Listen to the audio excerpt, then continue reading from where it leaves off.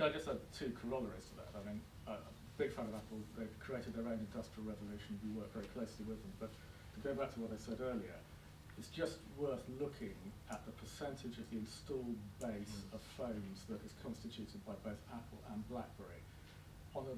In developed markets, it's minuscule. On a global basis, it's scarcely even minuscule. Okay, people like Informa Group and Gartner Group have forecasts that it's going to continue to grow at an exponential rate. And I'll make just 2 points.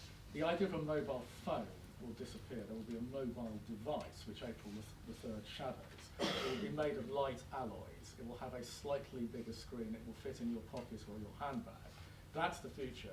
And the people, in my view, who are imperiled by the sort of Dells of the world, the PC manufacturers. The second point is, we're not the only people who do operating systems for non-smartphones. It's the holy grail. And other people, Nokia, Samsung, LG, are pouring money into trying to create, you can't recreate Apple, but you can create operating systems that have some of the features of a smartphone.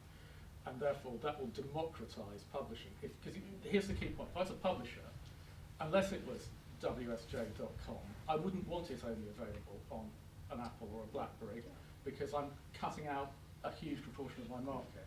And that was really the point I was making earlier about the fact that media decision makers are too Apple fixated at the moment. No, I totally agree. I mean, as a publisher, it's our priority to make content that goes across the total install base for smartphones rather than just the iPhone. I mean, I forget what the percentage is of the UK population, but it's 1%, 1.5% of the iPhone. I mean, it's tiny. But you know, but looking at the iPad, it's frightening. In the US, I think it's 25,000 orders a minute are being reserved. You know, when it launched on April 3rd, so it's a frightening world. You know, definitely in that iPad space at the moment. I don't think any of us can really honestly say how it's going to turn out in the next 12 months. Well, the Kindle too. If you enrolled at Princeton University this academic year to study law, they gave you a Kindle tablet completely loaded up with all your coursework, all the case studies that you had to look at, all the books you needed to read. I mean, it's gone back to Roman times, isn't it, going to school with your tablet? Your dean just went, oh. Don't tell them that. I think we just have one final question. Just a follow on the last issue, and that is, why all the excitement on iPad apps? It's a wonderful, the Safari web browser for the iPad. Apple have no editorial control, no advertising control, nothing. For you guys, isn't that a great excitement for just making the web exciting again? Absolutely. I mean, it's I think it's a darling of press, Apple, and it generates fantastic PR. But for us, you know, we're more focused on creating a consumer experience on the iPad rather than trying to generate, you know, apps that can be sold on it.